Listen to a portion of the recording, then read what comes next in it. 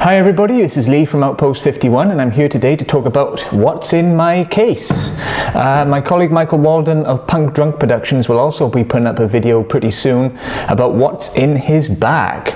I did a video a year and a half ago about the Pelican case, and that was basically when I first had it, and I gave a review about its features, how using the foam provided you can create compartments to fit all your gear, and they're a worthwhile case if you can get one. But that's not the point of this video. If you want to watch that one, there's a link in the box below. So here we go. I'm going to show you now what's in my case. Okay, here we go. A little insert there. As you can tell, it's pretty full. I mean, even the back compartment, that's rammed full of stuff and accessories. But let's go through what's in this case. So first of all, I have my GoPro 3 Black. I've had that just over, well, nearly 2 years ago now. Still use that on a regular basis. Next to that then we have the housings, the standard housing, which is just for the camera on its own. Then you have the double housing, which means you can fit either the extended battery backpack or the LCD touchscreen. Then we have the dive housing. This is the GoPro 3 dive housing, allows you to go to a depth of around 50 meters, I think. Correct me if I'm wrong on that, because it's been a while since I actually used that. Then in the next compartment we have a skeleton door, if I can get out, and this has two areas where air can circulate in the case. This is handy if you're in a dry environment.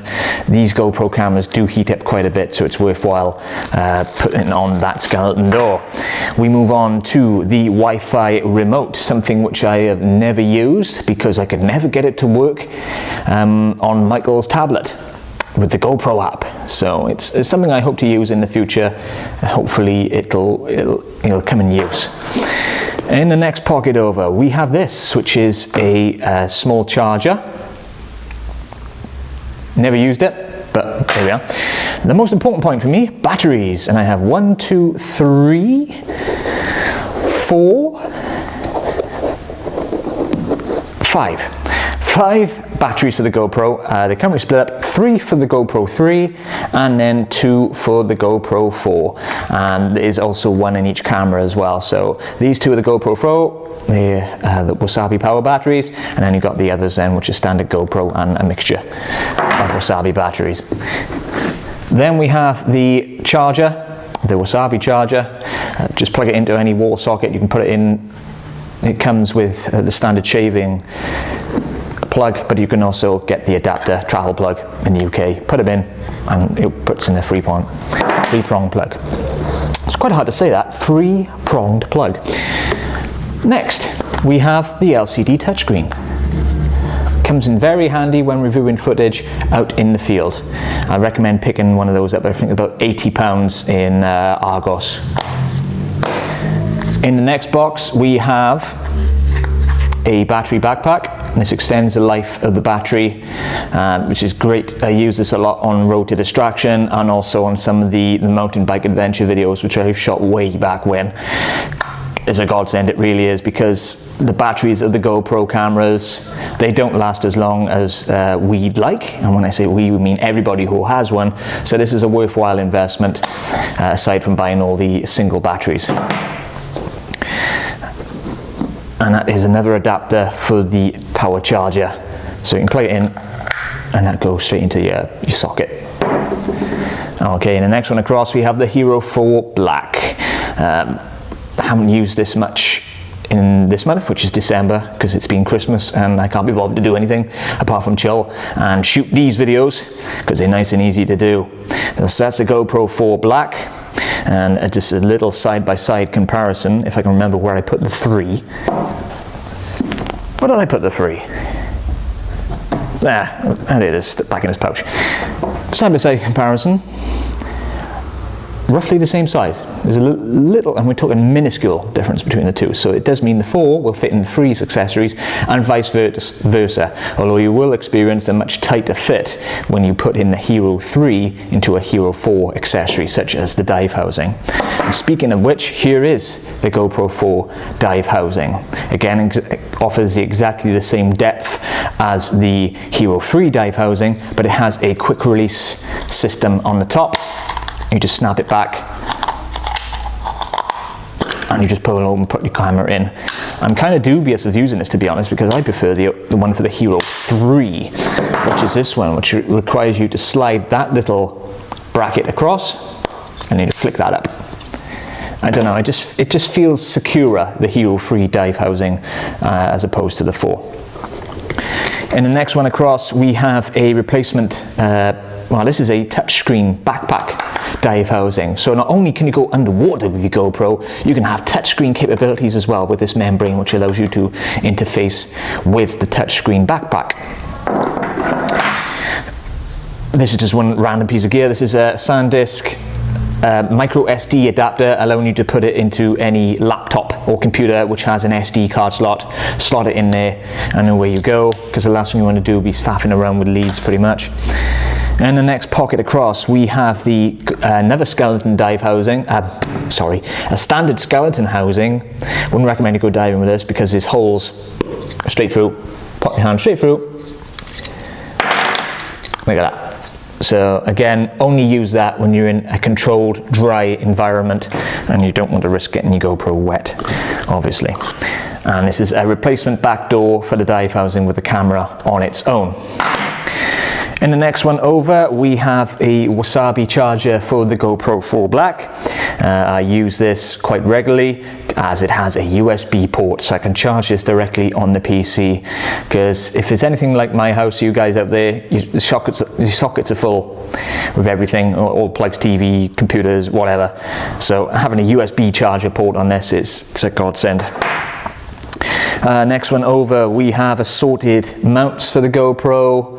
Again, recommend getting these. Some of them do come with the camera, but some of them do come with the accessories.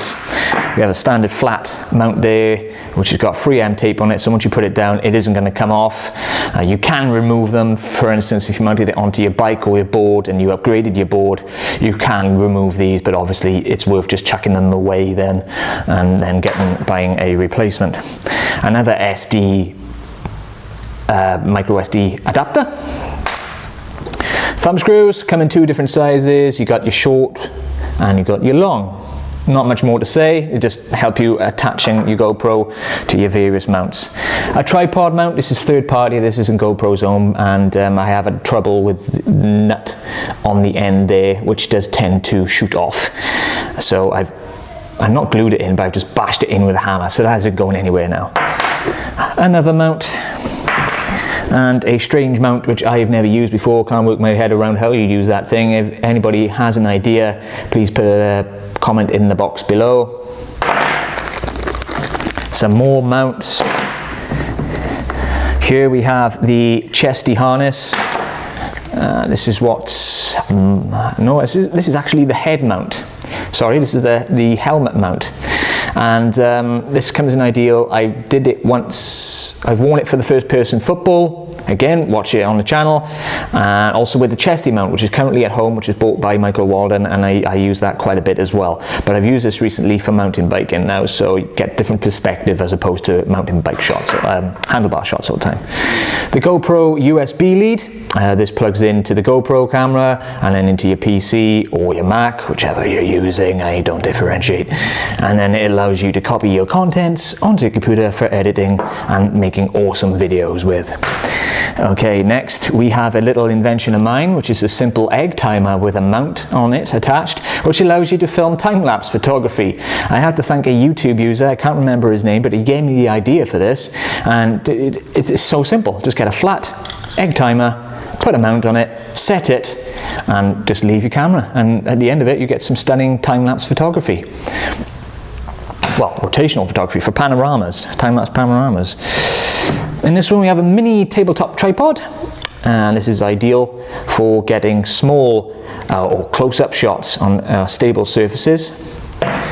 And then we have this, which is the grenade grip for the GoPro camera, allowing you to get a first person, getting more stable move. But if you see my other videos, I am using the Morpheus mount more than I'm using this, but this will also come in handy in future use when I'm running two cameras together side by side. Almost there, folks. Another USB lead. A GorillaPod. Get one of these. This is the small version, but this allows you to put your GoPro camera on trees, on tables, on lights, anywhere. Pretty much we can get a good solid grip on, wrap the legs around, your GoPro isn't going to go anywhere, and you get some stunning shots. Shop around, you can get these for affordable, cheap prices now. A lens cloth, one of the most overlooked accessories you could have in your case. Grab one of these. Make sure that your footage comes out clean and crisp, because everybody hates filming and discovering there was a smudge on the lens, so always carry one of these. Behind the curtain, we have the Pelican warranty. More Pelican stuff. The GoPro warranty. GoPro stickers. I actually emailed GoPro to send me these, so I still got loads of these unused, so if anybody wants one, tough, they're mine. And just email GoPro, they'll send you them. Some more mounts, and then this little beauty is the micro HDMI lead, which enables you to connect your GoPro to a HD TV to watch it straight back on the big screen. I recommend picking these up as well. This is around £8. It did come from China, so it took a while to get there, but it does work. And so, because rather than paying extortionate amounts of money, I ain't going to use this much, but one, it's nice to have the option here, say I'm over a friend's or a client's house, pop it in, and they can just show the results of your filming on a TV. So there we go. Oh, and I also forgot that. That's the mount that came with the GoPro box. Kind of welded to that. There's nothing adhesive on it, which is worrying. That came with the GoPro. It's one of the most overlooked mounts. It comes with the GoPro box itself. Use that, and you've got yourself basically a tabletop setup.